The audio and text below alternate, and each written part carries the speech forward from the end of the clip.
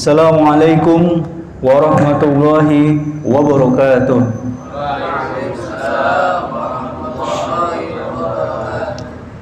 Nahmaduhu wa nusalli wa nusallimu ala rasulihil karim, amma ba'd. Qala Allah ta'ala fil kitabihil karim, a'udzu billahi minasy syaithanir rajim. Bismillahirrahmanirrahim.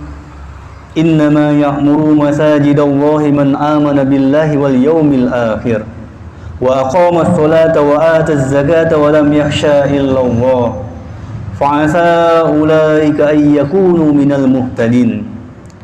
Wa qala an-nabiy sallallahu alaihi wasallam,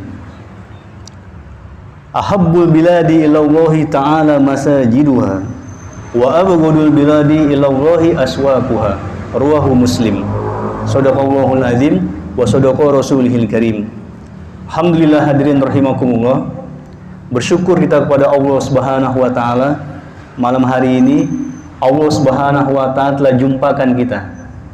Jadi perjumpaan kita dijumpakan oleh Allah Subhanahu wa taala. Pertemuan kita dipertemukan oleh Allah Subhanahu wa taala. Senyum sapa kita diberikan taufik oleh Allah Subhanahu wa taala sehingga kita bisa didudukan oleh Allah Subhanahu wa taala. Teman-teman yang dimuliakan oleh Allah Subhanahu wa taala, alhamdulillah malam hari ini kita akan bahas tentang keutamaan dan amalan masjid. Bagaimana sekarang ini fenomenal masjid kan di akhir zaman. Sekarang kita rasakan masjid di mana-mana kosong. Apalagi pemudanya nih. Pemudanya di akhir zaman ini lebih banyak di dalam masjid apa di luar masjid? Lebih banyak di luar masjid. Bayangkan teman-teman, 10 tahun, 20 tahun ke depan mau jadi apa nih negara kita? Kita lihat kondisi negara kita sekarang ini seperti apa? Bagaimana kalau pemudanya jauh dari agama, jauh daripada Allah Subhanahu wa taala? Dan survei BNN tahun 2015, pemuda, anak muda meninggal dunia, mati setiap harinya ada 50 orang. Setiap hari meninggal dunia ada 50 orang setiap hari. Ini survei BNN tahun 2015. Mungkin saat ini lebih banyak lagi. Dan disampaikan meninggal dunianya, matinya itu ranking pertama disebabkan karena narkoba. Obat-obatan terlarang. Berarti mati dalam keadaan tidak membawa iman.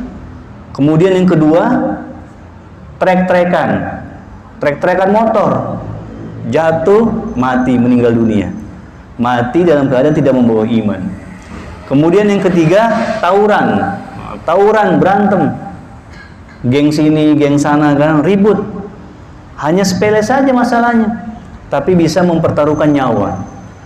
Maka hadirin dimuliakan Allah Subhanahu wa taala, pada malam hari ini kita akan buat suatu majelis fikir nih.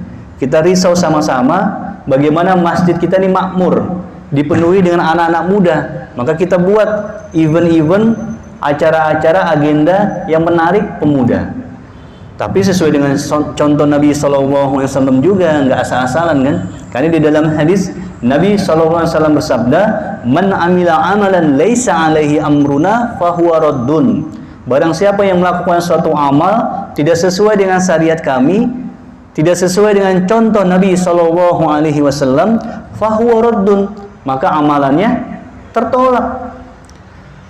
Maka teman-teman yang dimuliakan oleh Allah Subhanahu wa taala, kita sama-sama fikir bagaimana kita bisa memakmurkan masjid Allah Subhanahu wa taala. Innama ya'muru masajidallah man amana billahi wal yaumil akhir. Dan hanyalah sesungguhnya orang-orang yang memakmurkan masjid-masjid Allah, man amana billahi wal yaumil akhir. Dialah orang yang beriman kepada Allah dan hari akhir. Maka hadirin rahimakumullah, di dalam muntaqab hadis disebutkan Nabi SAW bersabda, ahabbul biladi ilallahi ta'ala. Tempat di muka bumi yang paling disukai Allah Ta'ala adalah masjid-masjidnya. Wa abghadul biladi ilallahi aswaquha. Dan tempat yang paling dibenci Allah Ta'ala adalah pasar-pasarnya. Hadis riwayat muslim. Maka hadirin rahimakumullah, maka duduklah kita di sini bagaimana kita fikir supaya teman-teman kita, saudara-saudara kita yang pemuda khususnya bisa sama-sama juga duduk di dalam masjid, di dalam majelis taklim, betah gitu di dalam masjid, supaya kita memakmurkan masjid. Karena amalan memakmurkan masjid, ada hidup amalan taklim, hidup sholat berjamaah, ada kegiatan-kegiatan yang positif di dalam masjid. Jadi masjid ini sebagai sentral. Alim ulama memberikan tamsil masjid seperti jantung suatu kampung. Dalam organ tubuh manusia, jantung kan sangat penting ya, betul ya? Jantung ini sangat penting. Kalau jantung ini tidak berfungsi sebagaimana mestinya, memompa darah, maka jantung ini bermasalah dan manusia tersebut akan mengalami kematian. Banyak kan saudara-saudara kita yang punya penyakit jantung, akhirnya apa? Finally meninggal dunia. Begitu juga dengan suatu kampung. Kalau masjidnya mati, masjidnya tidak makmur, sepi, maka seperti kampung mati, nggak berkah. Allah Subhanahu wa Ta'ala tidak berikan keberkahan dari langit dan dari bumi. Nah, sekarang sudah nampak di hadapan kita. Di akhir zaman ini, di mana-mana kampung, Allah Ta'ala berikan ujian. Allah Ta'ala cabut keberkahannya daripada langit dan bumi. Allah Subhanahu wa Ta'ala berikan musibah. Bahkan Allah Subhanahu wa Ta'ala berikan azab. Na'udzubillah min dzalik. Maka kita jaga nih supaya Depok ini, supaya Allah Subhanahu wa Ta'ala berikan keberkahan dari langit dan dari bumi. Maka kita jalankan daripada arahan ulama kita, ada 3 amalan yang kalau kita buat amalan tersebut, maka Allah Subhanahu wa Ta'ala akan berikan kebaikan-kebaikan kepada kampung kita. Yang pertama, masjidnya makmur, ada sholat 5 waktu berjamaah, sholat wajibnya, khususnya yang laki-laki balik bisa berbondong-bondong untuk sholat 5 waktu berjamaah. Kemudian ada taklim. Nah, alhamdulillah nih di Masjid Al-Maghfirah ini kan hidup amalan taklim. Ada taklim masail, ada taklim fadhoil. Jadi hidup amalan taklim. Dan taklim bukan hanya sebulan sekali atau sebulan beberapa kali, seminggu sekali, bukan. Taklim setiap hari. Kita buat taklim fadilah. Banyak kita rujukannya kan. Ada taklim pakai kitab Riyadhus Shalihin, ada fadhoil amal, muntaqab ahadits. Nah, kita buat taklim setiap hari. Kita bacakan selepas sholat 1 hadis, 2 hadis. Insyaallah ya. Nah, jadi pemuda ini bergantian. Itu kan belajar sebagai mental kita supaya kuat juga. Supaya namanya muhadharah. Kalau dalam pesantren saya pernah nyantri di Islamic Center Muhammadiyah di Puncak Cipanas, itu dekat Istana Cipanas. Nah, di situ ada pelajaran muhadharah. Jadi belajar pidato. Bahkan waktu itu ada juga pidato berbahasa Inggris, berbahasa Arab.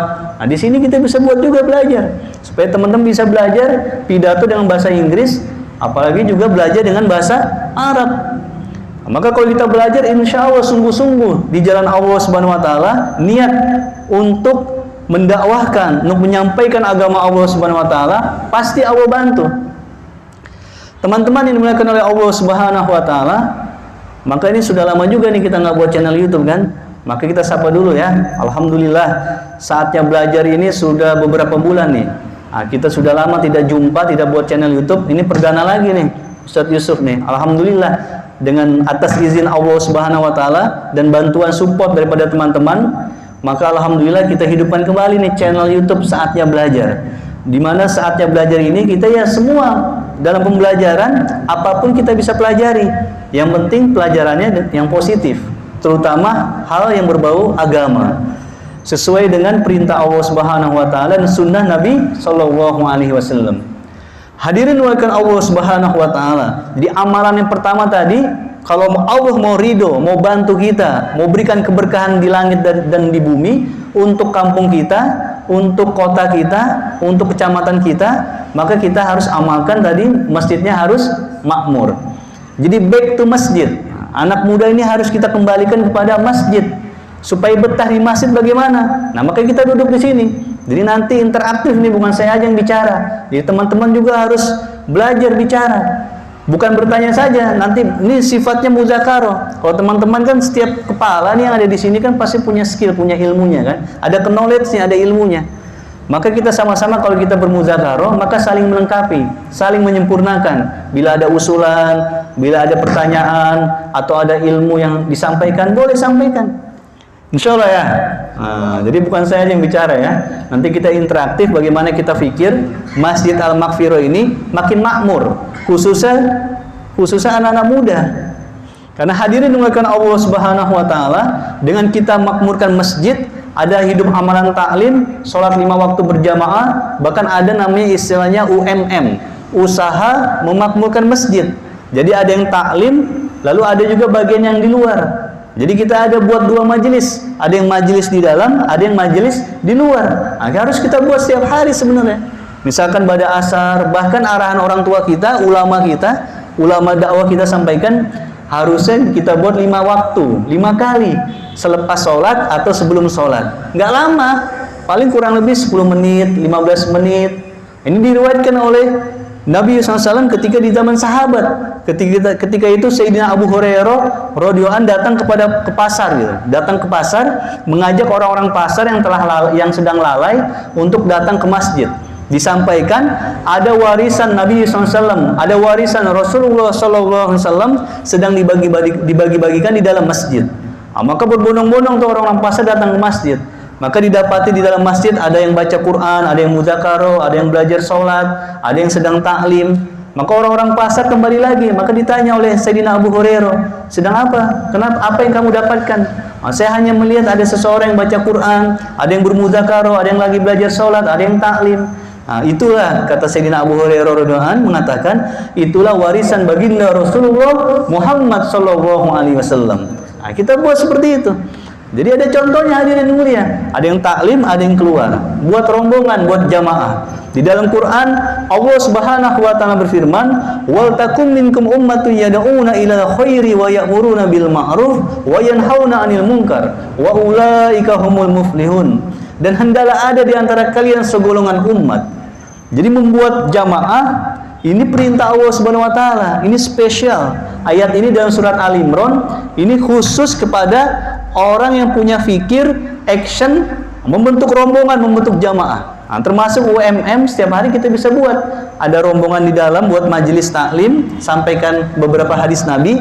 Ada rombongan jamaah yang dibuat, yang keluar, menyampaikan kepada saudara-saudara kita yang sedang lalai, yang sedang nongkrong-nongkrong, duduk-duduk di jalan, anak-anak muda, dirayu supaya datang ke masjid. Walaupun dia cuma datang ke masjid cuma 1 menit, 2 menit, 3 menit, dia datang ke masjid, dengerin 1 hadis saja. Jadi kita rayu bagaimana dia datang ke masjid.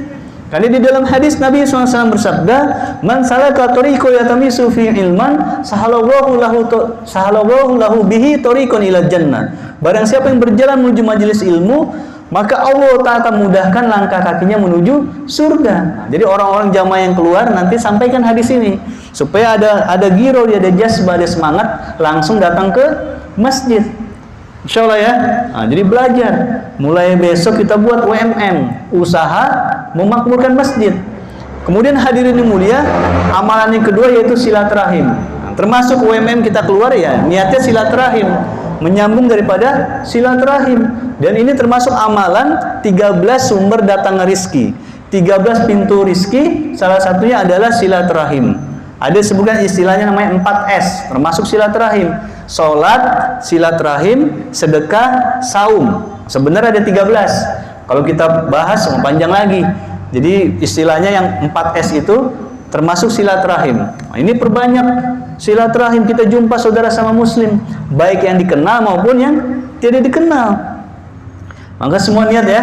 Jadi semua niat kita beranikan, karena ini belajar mental, supaya mental ini kita kuat. Kita belajar taklim, sampaikan di hadapan umum, belajar taklim fadha'il boleh, nggak apa-apa, nggak masalah, kecuali taklim masail. Nah, itu harus ulama yang menyampaikan. Tapi kalau kita semua belajar menyampaikan agama Allah Subhanahu wa taala, sampaikan ayat Al-Qur'an, hadis baginda Rasulullah Muhammad sallallahu alaihi wasallam, sampaikan beberapa ayat, beberapa hadis. Maka hadirin dimuliakan Allah Subhanahu wa taala. Kemudian yang ketiga, kita juga saat ini sedang itikaf nih. Kita sedang belajar memakmurkan masjid di Tapos, di Mushola Ar-Rahman. Nah, jadi kita belajar amalan yang ketiga nih. Pertama tadi masjidnya makmur dengan sholat 5 waktu berjamaah dengan ada taklim. Kemudian yang kedua silaturahim. Silaturahim semata-mata karena Allah Subhanahu wa taala. Kemudian yang ketiga yaitu kita belajar bangun malam.